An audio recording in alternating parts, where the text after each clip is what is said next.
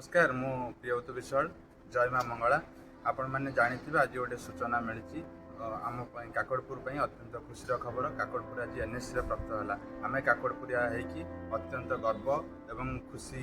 लहरी आम भर खेली जाऊँगी आपण मैंने जानी फेब्रुआरी 29 तारीख दिन मिशन काकड़पुर तरफ आम 15 जन स्वाभिमान युवक काकड़पुर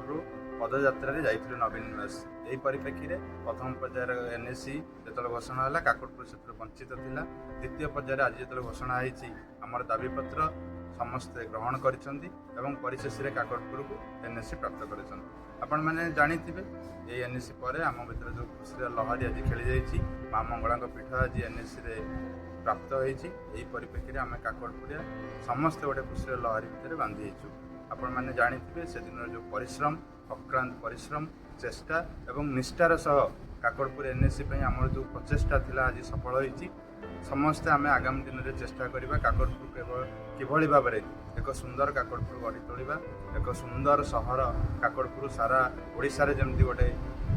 आइडेंटिटी हम से भाव में आम समस्त प्रचेषा जारी रमस्ते आज खुशी अनुभव करुवे एनएससी जो घोषणा है काकड़पुर से ना रही समस्त नमस्कार जय माँ मंगला समस्त धन्यवाद।